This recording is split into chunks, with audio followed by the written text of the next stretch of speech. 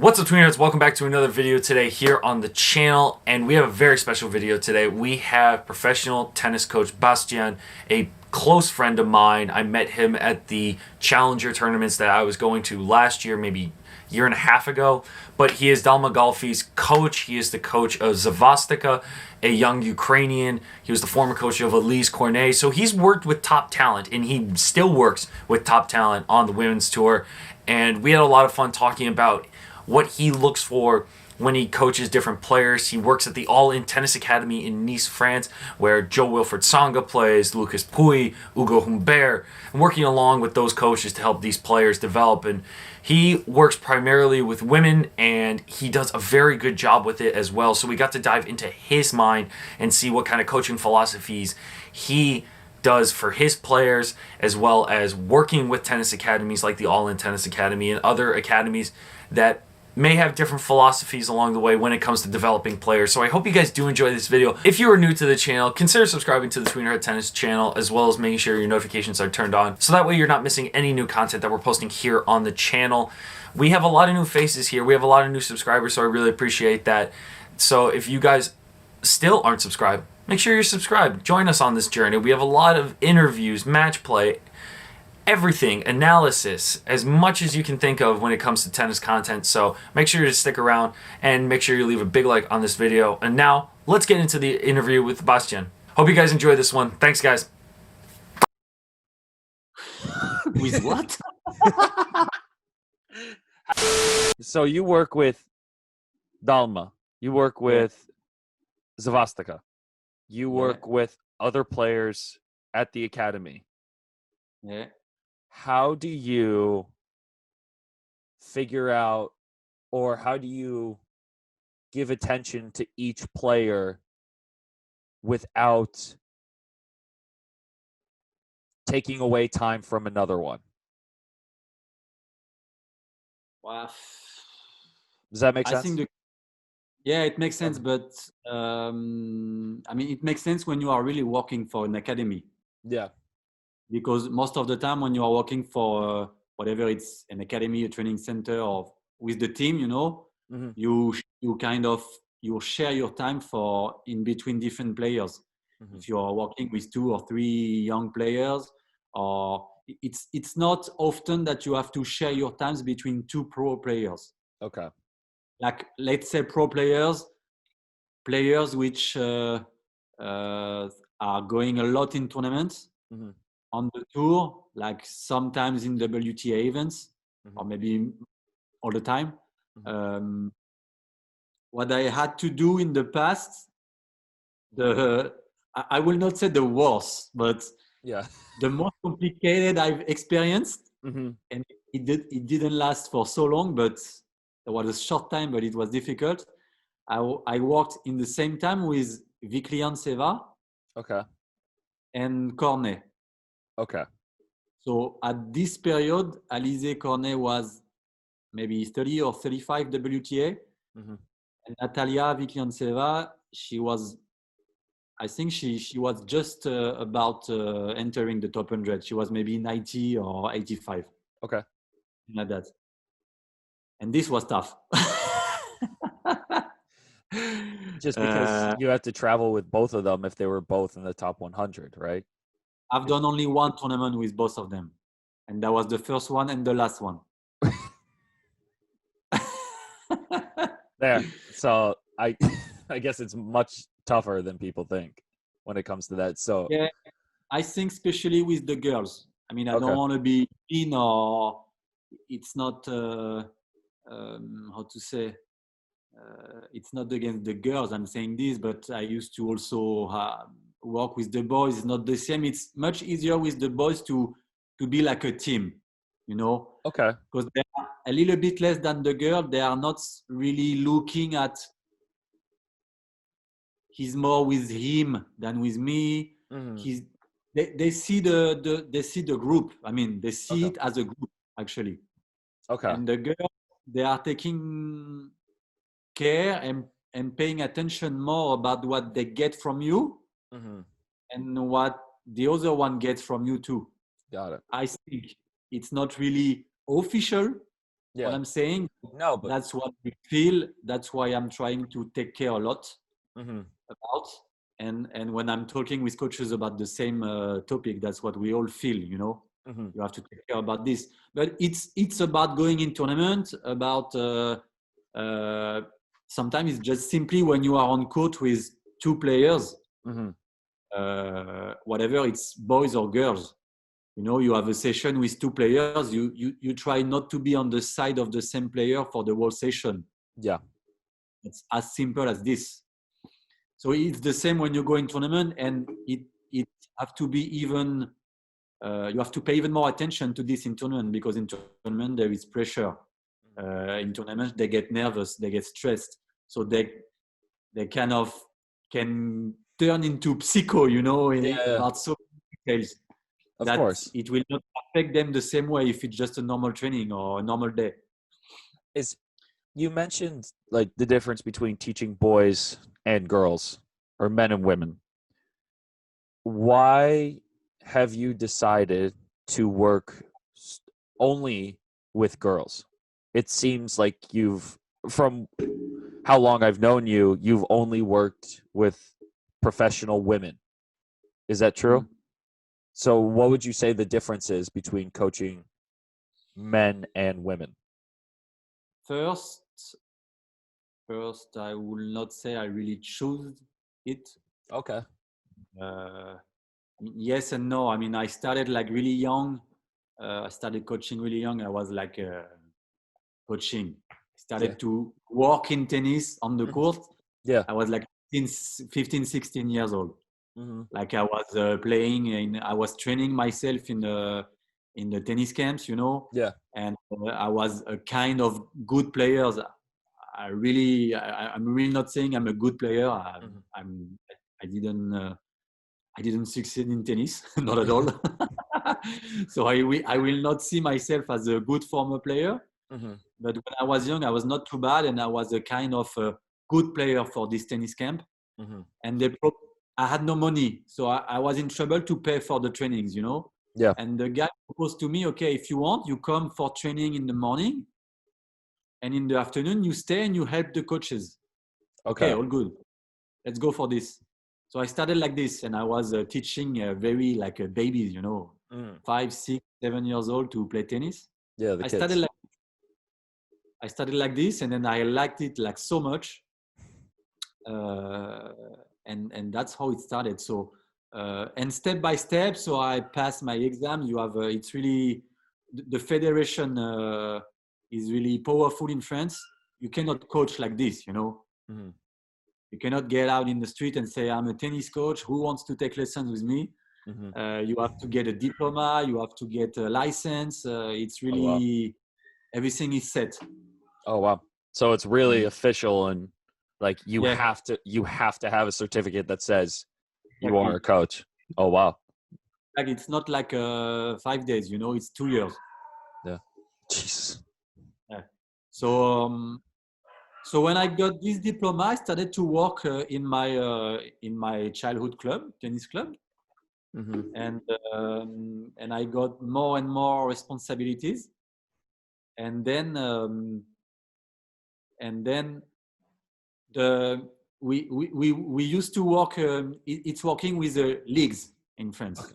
So there is the federation up there, and then it's like there is many different stages, you know, and there is leagues. Which is the kind of, it represents the federation in every area of France. And every league is responsible of the tennis clubs of this area. Okay. Yeah. And then the leagues, they organize every like month or 2 months some kind of events where every clubs in this area brings the kids who think, I mean, okay, the club thinks that these kids was to put some money into hope or some effort, some money, whatever, but they need to be seen by the federation. Okay. And when I started to bring some kids, most of the time it was girls. Not because I was good, but just because randomly the players in my club, there was sometimes good little girls. And it started like this. And Just luck. Yeah, I mean, the coach in charge of the girls started to talk with me like this. Okay, you have not many, maybe 2 or 3 every 2 months, but Yeah. okay, do you still have girls for next month? Blah, blah, blah, blah. It starts like this. And then, so I used to already teach, I will not say coach, but maybe teach tennis with, mostly to some little girls. Wow. Just with luck. Just with luck. Yeah, and then when I left from the club, I wanted to reach a private academy because I wanted to go to the high level. I will not say I worked immediately with the highest level possible, but in my mind, I knew that if I was staying in my club, I was going for I don't know, like normal players, going to get lessons after school, and that's all. And I wanted to go up in the. Yeah. So I left from my club. I got hired by a guy who was launching an academy at that time, and immediately he told me, okay, I already have everyone ready in my staff, in my team. Mm-hmm. I just missed now. I'm looking for one tennis coach who could take charge of the girls. Okay. Okay. Okay, I think I can be the one. Yeah. Yeah, really? What experience do you have? I have nothing. I had nothing at the time. And I'd say, sure. Yeah, sure. I worked a lot with girls in my tennis club, blah, blah, blah, blah, blah, blah. I had some good results. I had 0. And the guy told me that was really pressure for me at that time because every trainer, every coach who was part of the team, all of them, they were like famous in France. Okay. They had a reputation. Like they were, or they have been top 100 players. Okay. Or they used to coach like pro players, but like real pro players, like top 100 or top 100, And I was the only one was like coming from nowhere completely. But the guy trusts me. And then I started like this. So I was in charge of the girls. Mm-hmm. And this was just ITF tour, young players starting on ITF tour, on Tennis Europe. And that's all. It started like this. I worked with them like 1 or 1.5 years. And then I left the academy because it has closed actually. Yeah. That was a quick experience. Nice. But then, because I spent this year traveling on the ITF and Tennis Europe tour, I got to meet some parents, players, tennis agents. Mm-hmm. And then once I stopped with the academy, I got contacted by some parents and agents. Mm-hmm. Yeah, are you free now? I'm looking for a tennis coach to travel with this player for this tournament. I was like, okay, I can do it. And the funny story about this is I was not talking English. Oh, you didn't speak English? So I'm not saying I'm speaking a good English now. It's good enough. It's good enough. Today I'm like bilingual completely compared to 10 years ago. This is bilingual for you? Yeah, like I didn't know how to say my name, So oh, really? Wow. That was the problem. So I told the guy, you're speaking English? Do you speak English? I will do it. I will manage.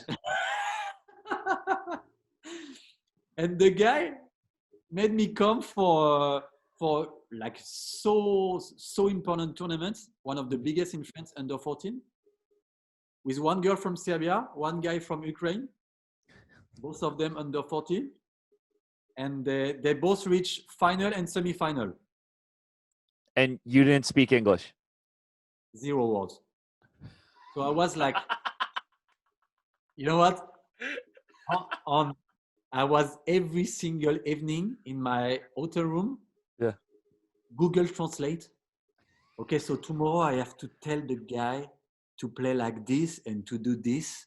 So let's find and I was like writing down the notebook. So tomorrow I have to tell him this. Believe me, I was like this, praying for the guy not asking any question to me. So that's the way I coached them for this week. Wow. Actually, it worked. It worked. She made the Yeah, final. He made the semifinals. Like you can't complain if the results are there. You must have been doing something right.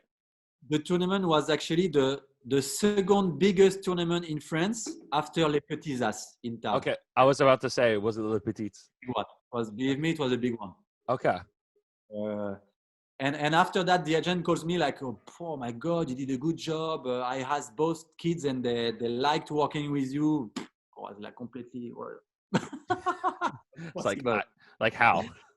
And those two kids were at working for one French academy in the south of France. At that time, I was living in Paris, and the tournament was next to Paris. And the agent told me, okay, I talked with the coach in charge of them in this academy in the south of France, ISP Academy. Okay. That was this academy who has been bought by Moratoglu later on. Gotcha. And this guy would like to meet you. Okay. So I took the train. I went in the south of France, and it was in 2010, I think. Mm-hmm. And I never came back. Wow. I Wow. left with my car and 2 bags of clothes, going to the south of France, French Riviera, and now it's 10 years. And you just never left. I'm just never left. Wow. So I started to with this academy. At the beginning, I was just like giving lessons to adults, juniors, and the number of girls reaching the academy was improving every year. And then, so the level of the girls I was coaching was improving every year as well. Good. And then, after tennis, it's about being in the good place at the good moment. Huh? Meeting some guys, some girls, and that's all. Yeah. And so that's how I started, actually. That's interesting because it's at the end of the day, you just lucked out with just being a good coach with girl players, and there's no real difference, it sounds like, between coaching guys and girls, right? Well, there is it's not the same job at the end. Okay. It's not the same job, but not that it's obviously different if you're working with a girl than if you're working with a boy. It's more like it's simply you're working with a human being, so you're not going to work the same way anyway with 2 boys. Yeah. So there is as many different ways that working with 2 different boys than with 2 different girls. But there is even many different ways than working with 1 boy than with 1 girl. Yeah. They are different person, but still they don't have the same.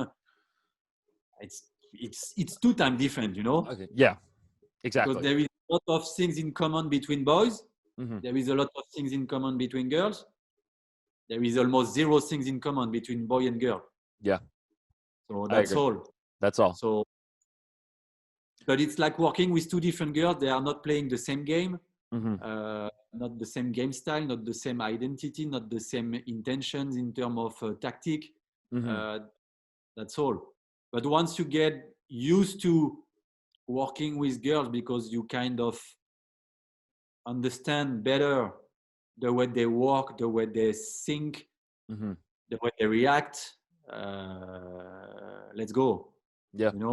I think I was a little bit lucky that I grew up with my sister and my mother, which maybe gave me a little bit more, I will not say confidence or tips, but maybe more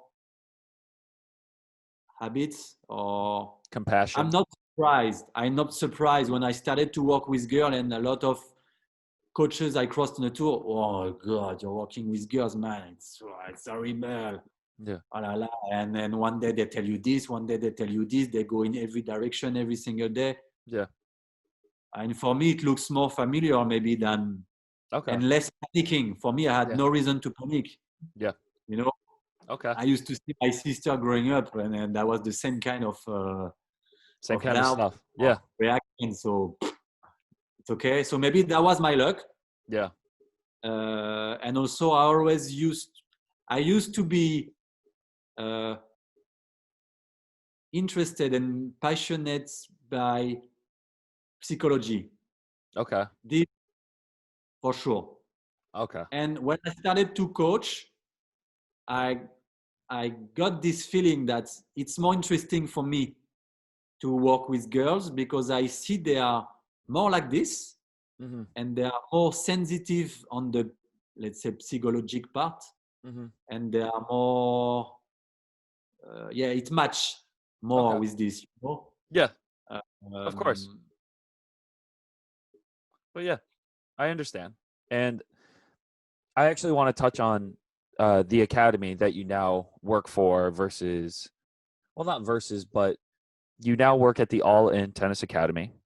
I don't know where in France, but it's in France. In Nice. It's in Nice. just next. Yeah. Perfect. This academy, you said before we started recording, it's been probably the best 6 months that you've worked, type of environment that you have been a part Maybe of. That's some of the best time I shared with the team. Can you explain why the All In Tennis Academy makes you feel that way as a coach? I would say, I don't know if it's a good way to explain, but this is how I feel it. Okay. Okay. Yeah. Feel completely free of what I want to do. For me, with my players, with almost the way I can organize my days, you know, they don't care. First of all, because they trust me, that they have trust and they believe in the work I'm going to do. So they are not looking after me for what did I do today or what I'm going to do tomorrow or how long I'm working, what time I'm coming, what time I'm leaving, what is the drill I've done, what is the work I'm doing at the moment with the player. I mean, the way they recruit the coaches, the first aspect is all the coaches working with me in this academy, All In Academy, we have been all of us on the tour.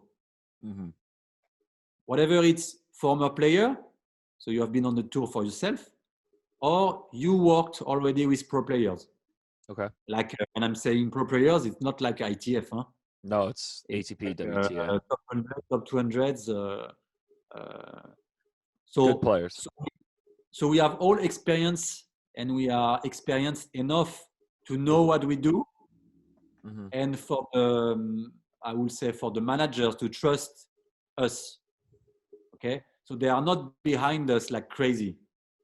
So all the coaches, they are feeling good, they are feeling free, and they are not feeling that they are, you know, all the time there's someone behind their back. No pressure. No pressure. This is the first thing, I think, and the second is that I'm working with a lot of people I used to know. So with some of the coaches in my team, I used to know them for 10 years, you know. And I love them. I love working with them. I know how they work. I know if I'm leaving tomorrow for five weeks in tournament, they're gonna take care of one of my players if the player's not coming with me in tournament. And I trust them 200%. So this is a big aspect. I trust everyone I'm working with because I know them and because I know they are in the same kind of state of mind as me. And you know, when the boss wants to recruit someone new, the process is simple. We make a kind of meeting. We all sit around the table. And the boss, who is the coach of Tsonga, of Joe, and of Luca Pouille now, and Hugo Humbert. Oh wow! Just to name a few. Just to name a few top guys. So his name is Thierry Assion. Okay. When he wants to bring someone new to the team, we sit, and he put the name on the table. Okay, guys, I mean, I'm about to recruit this guy. Now you give your words. Okay, yeah, I know him. Good, perfect. And if not everyone is okay, there is no recruitment. So wow. I don't know so many places actually, so many whatever it's academy or even the company, you know, with nothing in tennis. I don't know so many places in the world that can say we are working like this. So actually, we choose with who we're gonna work. So the coaches have basically the final decision of who they want to work with. And not the final, but we have like a good voice in it. Yeah. Wow. More than a good. Like, okay, guys, I will not put the state of mind in trouble, you know.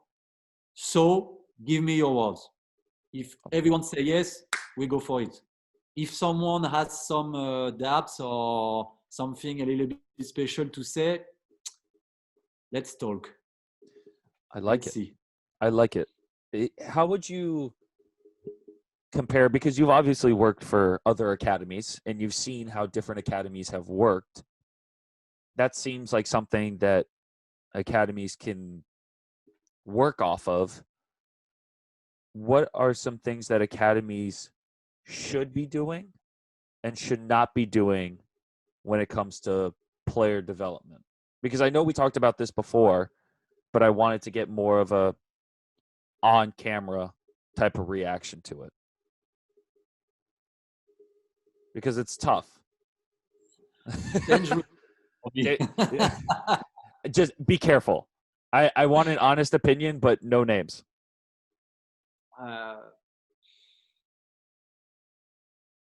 What I like with the place I'm working now,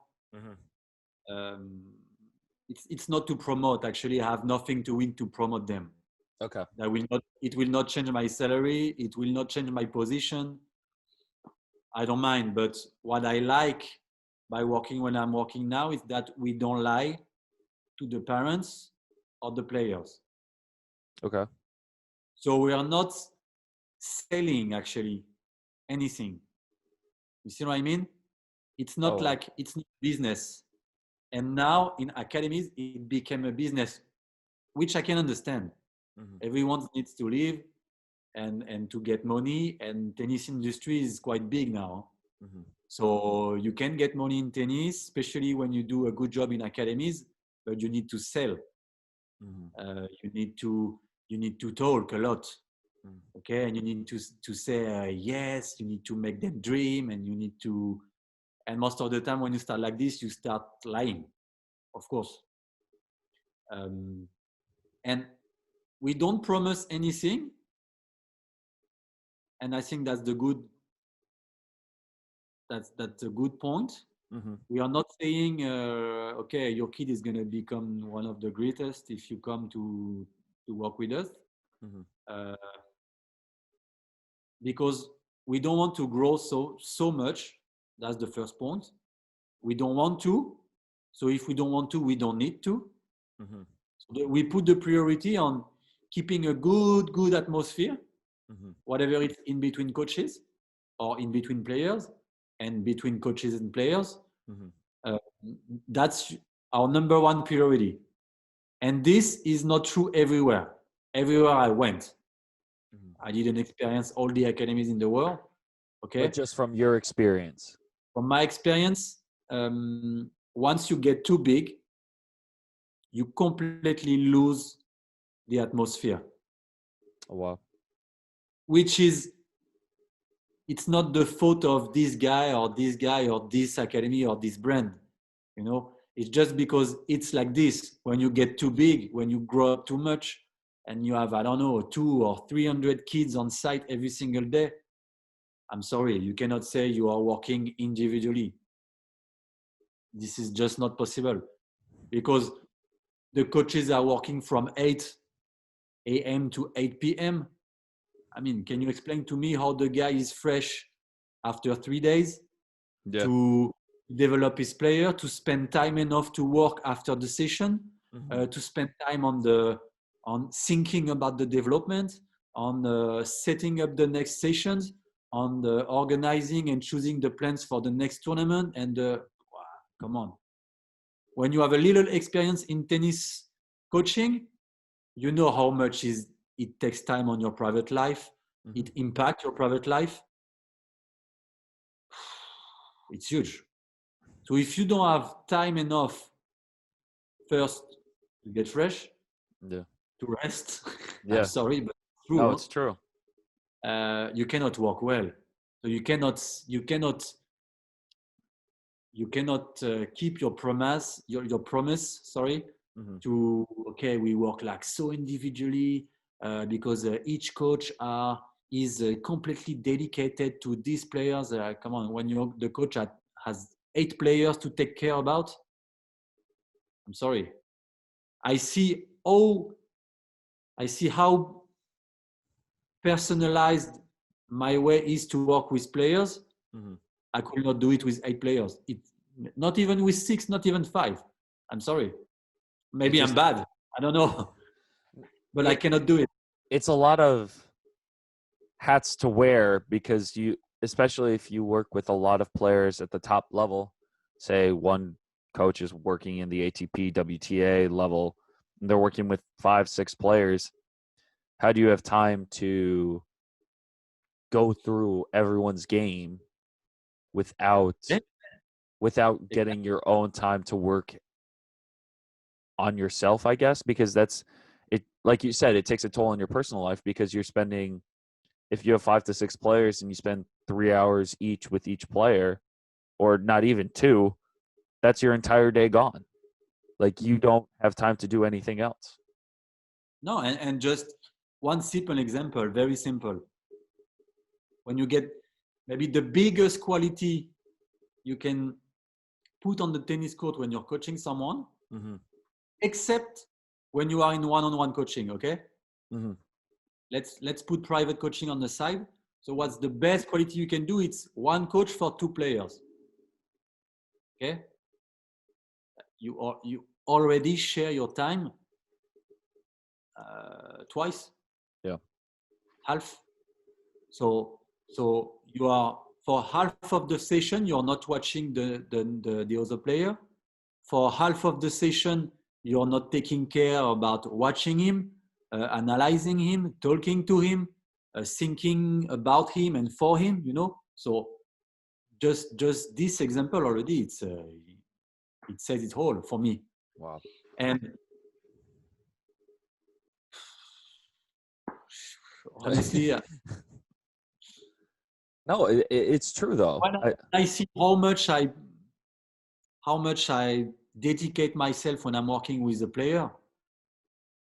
I will never go anymore in a place that asks me to work with 5, 6, 7, 8 players. I prefer to stop and change job, you know. Wow. So I mean, you have so many problems to solve when you want to make a player reaching different levels and overstepping, you know, gaps and things like this. Yeah, it's too much. All time and all energy. It's too much. Wow. Yeah. So and this is and now to get back to the topic. to the question. Yeah. Actually, I think now it became a business for most of the academies. Once again, which I can understand completely. If tomorrow I decide to launch an academy, I will consider and I will put the priority on making money. Because that's how you run a business. That's how you stay afloat. Yeah. Okay. But you have to find a good balance. Good balance in what you do and good balance in what you say, what you sell to the players and parents. You cannot be fake, pretending because we are named this like this or this brand or whatever. We do this much better than everybody else. No, I'm sorry, you cannot revolution the completely tennis industry. It's not possible. Or you have only coaches that they have all shaped top 10 players. I don't know. Yeah, it's hard. It's hard. It's very difficult. And that kind of segues into my next question for you, because we've had conversations before of your passion for basketball and different sports, and I wanted to get your kind of idea of coaching, or your coaching mindset, your philosophy. I would say your coaching philosophy for working with pro players. What's that process like for working with pro players, and what do you try to help them with first? Well, it's tough to say I have a method. Okay. Because I don't. Really? Because I don't. Or maybe I don't know I have one, but when I start working with someone, I'm not saying to myself, okay, so as usual, I'm going to do this, this, and this. It's not true. So I think I'm a kind of person that like to think.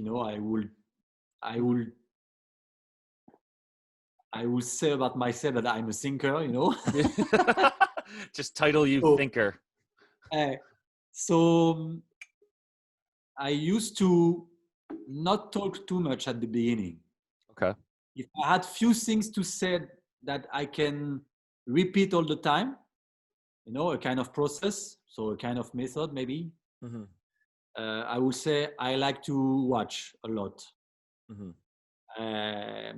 I like not to talk too much, and I like not to do anything too complicated at the beginning.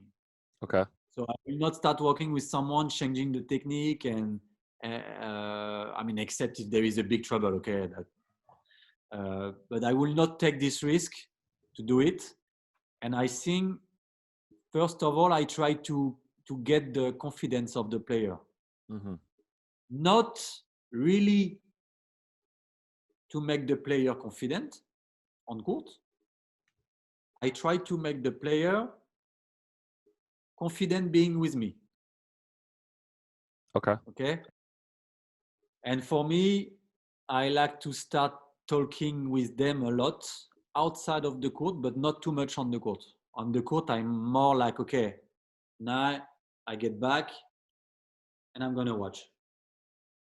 I'm going to watch how they act, how they behave a little bit, what they show to me, because whatever I'm going to hear from them before they step on court, I can see completely the opposite once they are on the court. Okay. Because most of the time, if you spend time to speak with a player, and you don't really know each other for a while, they're gonna tell you what they want you to tell them. No, what they want you to see. Okay. About, you see what I mean? Yeah. They want you to observe what they want you to see. Yeah, they're gonna take care about how you can see them. Okay. See what I mean? Yeah. So they're gonna kind of act a little bit. Okay. But the truth is on the tennis court. So the way they're gonna walk, the way they're gonna behave on the tennis court when they are making drills, when they are in trouble, when they are tired, when everything. There are so many things to watch. It's endless. So I'm spending more time to talk outside of the court and not so much on the court. Mm-hmm. And step by step, I'm trying to feel how they feel when they train, when they win, when they lose, when they prepare a match, before going in tournaments, the way they see themselves in the future, whatever it's in 2 months or 6 months or 6 years. And, I try to kind of draw the player, to have a clear picture of who I have in front of me. Okay. And this is the most difficult because actually, even sometimes after 2 or 3 years, you don't know. Really?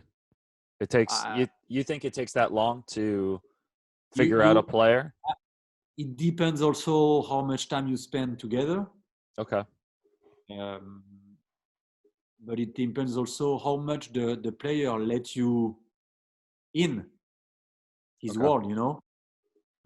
So some players, they are shy to share the feelings, the emotions, or shameful sometimes to talk, or sometimes it can take so long.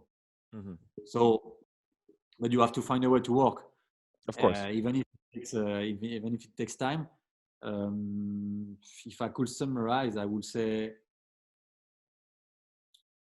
trying to get to know the player first, to adapt my way of working and behaving and talking to them. So sometimes it's like being an actor, you know. If I'm not gonna act the same way with this player than with the next one. You have to act. You have to act differently. Yeah, because some of them you're gonna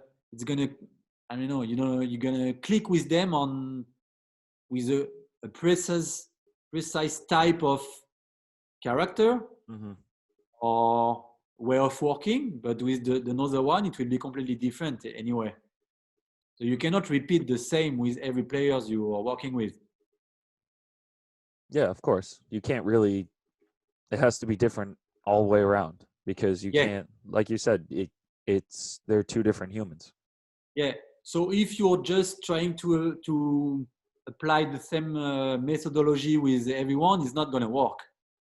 You know, the method is more like trying to understand the way it's going to work with him or with her, and then try to go in this direction. But in the same way, you cannot be completely going in their direction. Okay.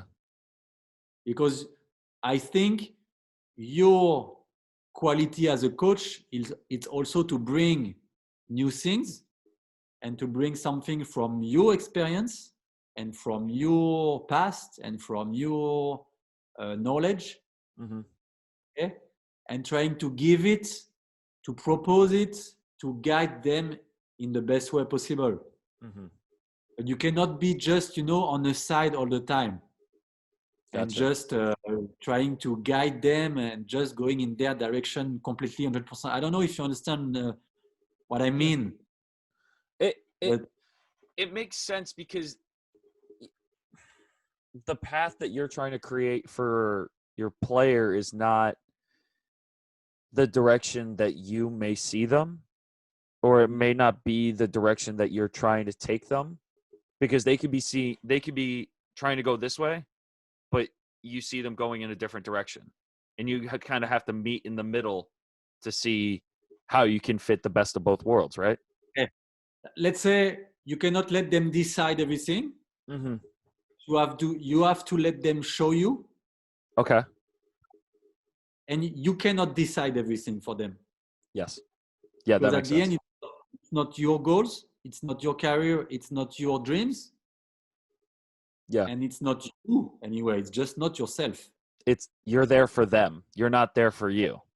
You're here for them to bring them help and few things from your bag, you know. Yeah. Some tools. And you have to make it match with their personality, with their character, with their experience, with their fears, with so many things. You cannot let them decide. You cannot decide. You have to find a good balance. Perfect. No? Yeah. I think that's the perfect way to end this interview, Bastien. I really appreciate you coming on and talking to us about your career, your coaching philosophies, the All In Academy. If you want to go check out Bastien and the All In Academy, I'll leave links to those down in the description below. So that way you guys can understand what he's doing and understand their journey and their process, because it's a lot of fun to follow along, especially with people like Tsonga, Pouille, Humbert, Zavatska, so many other players that you guys can follow. So make sure to go check out the All In Tennis Academy in Nice, France. So Bastien, thank you again. Thank you again for coming on. I really appreciate it, bud. Thanks for having me. No worries. I'll talk to you soon. Yeah.